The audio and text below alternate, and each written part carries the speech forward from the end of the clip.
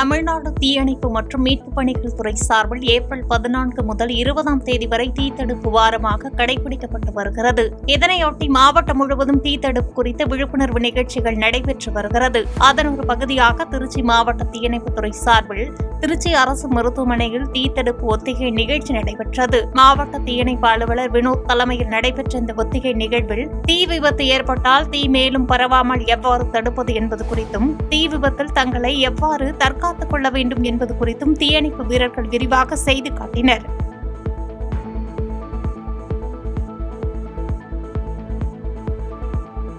செங்கல்பட்டு மாவட்டம் மதுராந்தகம் அருகே குருகுளம் பகுதியில் வசித்து வரும் தம்பதியினர் மனோகரன், லட்சுமி. இவர்களது வீட்டின் அருகே உள்ள மரத்தில் குளவி கூடு கட்டியிருந்துள்ளது.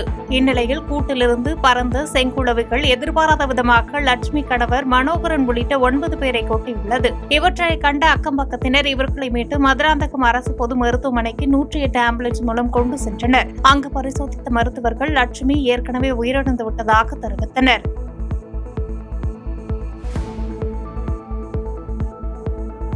உலக பாரம்பரிய தினத்தையொட்டி செங்கல்பட்டு மாவட்டம் மாமல்லபுரத்தில் உள்ள பிரதான சின்னங்களை இன்று சுற்றுலா பயணிகள் கட்டணமின்றி கண்டு ரசிக்கலாம் என்று தொல்லியல் துறை சார்பில் தெரிவிக்கப்பட்டுள்ளது. இதனால் ஏராளமான சுற்றுலா பயணிகள் தங்களது விடுமுறையை கண்டு கழித்து வருகின்றனர்.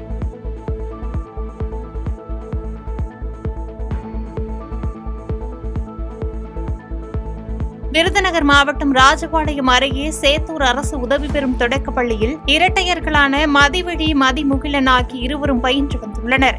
இந்நிலையில் நேற்று தொடக்கப்பள்ளி படிப்பை முடித்து வெளியேறும் நிலையில் ஓடு போடப்பட்ட கட்டிடத்தை கான்கிரீட் மேற்கூரையாக மாற்றும் பணிகளுக்காக தாங்கள் சிறுவயதிலிருந்து சேமித்த 5000 தலைமை ஆசிரியர் ரவியிடம் நன்கொடையாக வழங்கினார். மேலும் பயிற்றுவித்த ஆசிரியர்களுக்கு நினைவு பரிசாக பேனாக்களையும், தலைகீழாக பார்த்தாலும் தமிழ் என தெரியும் பதாகையையும் வழங்கினர்.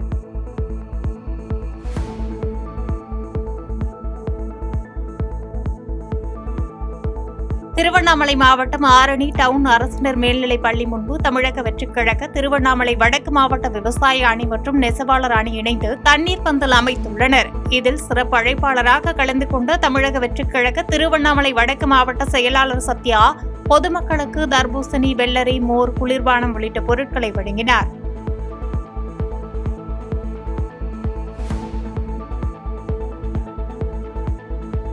நீலகிரி மாவட்டம் உதகை அருகே தேசிய நெடுஞ்சாலையில் விபத்தில் சிக்கி இளைஞர் ஒருவர் பரிதாபமாக உயிரிழந்தார். கூடலூர் அருகே உள்ள சேரம்பாடி அண்ணா நகர் பகுதியைச் சேர்ந்த 2 வாலிபர்கள் இருசக்கர வாகனத்தில் சென்றபோது எதிர்பாராத விதமாக மின்கம்பத்தில் மோதி விபத்தில் சிக்கினர்.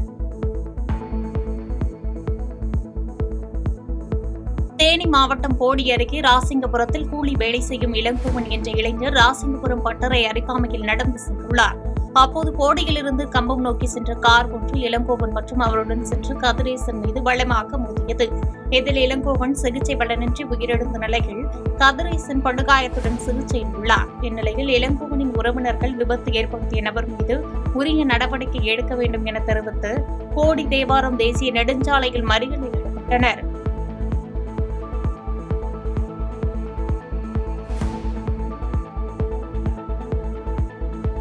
தருமபுரி மாவட்டம் பெண்ணாகரம் பேரூராட்சிக்குட்பட்ட கொய்யா, மரத்துக்கிணறு ஆகிய கிராமங்களில் சுமார் 75 குடும்பங்கள் வசித்து வருகின்றனர்.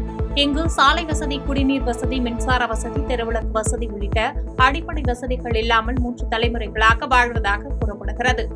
இதுகுறித்து அதிகாரிகளை கேட்டால் கூத்தப்பாடி பஞ்சாயத்திலிருந்து உங்களுக்கு அடிப்படை வசதிகள் செய்து தரப்படும் என்றும், கூத்தப்பாடி பஞ்சாயத்தில் உள்ள அதிகாரிகளிடம் கேட்டால் இது பெண்ணாகரம் பேரூராட்சியை சேர்ந்தது என்றும், அவர்களிடம் கேளுங்கள் என்றும் அலட்சியமாக பதிலளிப்பதாகவும் கவலை தெரிவித்துள்ளனர். எனவே மாவட்ட நிர்வாகம் இதுகுறித்து நடவடிக்கை எடுக்க வேண்டும் என்று அப்பகுதி மக்கள் கோரிக்கை வைத்துள்ளனர். எங்களுக்கு தண்ணி வசதி இல்லை. தண்ணி மேலேருந்து எடுத்து வரணும். 4 கிலோமீட்டர்லேருந்து எடுத்துட்டு வரணும். 4 கிலோமீட்டர்லேருந்து எடுத்துகிட்டு வந்து இங்கே பிள்ளைங்களை ஸ்கூலுக்கு அனுப்பிட்டு ஸ்கூல் போகணுனாலும் இந்த வழியில் தான் போகணும், வரதா இருந்தாலும் இந்த வழியில் தான் வரணும். அப்புறம் ரோடு வசதியும் கம்மியாக இருக்குது. கரண்ட் வசதியும் இங்கே இந்த பக்கம் இல்லை. அப்புறம் பார்த்தா யானை வேறு பக்கம் வந்துடுதுன்னா, யானை வந்தால் காலையில் ஃபாரஸ்ட் ஆஃபீஸ்க்கு ஃபோன் பண்ணாலையும் ஃபாரஸ்ட் ஆஃபீஸ் வரதில்லை. இந்த தடத்தை பார்த்து இந்த தடத்தில் கல் தடனிட்டு வரதில்லை. நான் ஃபோன் பண்ண கூட எல்லாத்துக்கும் தாங்கி இங்கே இருக்கிறேங்க. எந்த வசதியுமே இல்லை. எந்த பேரூராட்சியை கேட்டாலையும் மடத்துக்கார நீர் கூத்துப்பாடிக்கார கேட்டாலையும் இது மடத்து போடூருக்கு சேர்ந்ததுன்றாங்க. கடலூர் மாவட்டம் திட்டக்குடி அடுத்த கிளிமங்கலம் கிராமத்தில் மயானத்திற்கு செல்லும் பாதையில் புதிதாக தார் சாலை அமைக்கும் பணி நடைபெற்று வருகிறது. இந்த தார் சாலை அமைப்பதற்கு நெய்வேலியிலிருந்து கிளிமங்கலம் கிராமத்தில் லாரி மூலம் ஓட்டுநர் மோகன்ராஜ் என்பவர் கிராவல் மணல் ஏற்றி வந்துள்ளார். பின்னர் லாரி மீது போடப்பட்டிருந்த தார்பாயை அவிழ்ப்பதற்காக லாரி மீது ஏறிய போது தலைக்கு மேல் சென்ற உயர் மின்னழுத்த மின்சார கம்பிப்பட்டு மின்சாரம் பாய்ந்து சம்பவ இடத்திலேயே உயிரிழந்தார். இச்சம்பவம் குறித்து தகவல் அறிந்து வந்த போலீசார் உடலை மீட்டு விசாரணை மேற்கொண்டு வருகின்றனர்.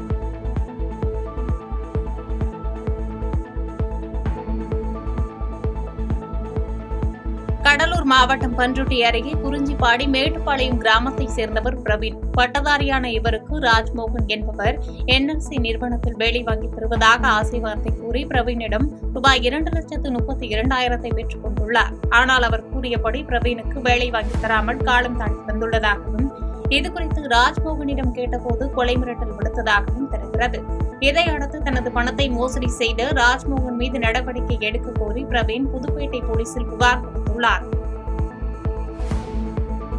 செய்திகளை உடனுக்குடன் தெரிந்து கொள்ள கீழ்கண்ட கேபிள் மற்றும் DTH நெட்வொர்க்குகளில் எம்நாடு செய்தி தொலைக்காட்சியை காணுங்கள். பாதகம் செய்பவரை கண்டால் நாம் பயம் கொள்ளலாகாது பாப்பா. மோதி மிதித்துவிடு பாப்பா, அவர் முகத்தில் உமிழ்ந்துவிடு பாப்பா. அண்மை செய்திகளை உடனுக்குடன் தெரிந்து கொள்ள இணைந்திருங்கள் எம்நாடு தொலைக்காட்சியுடன்.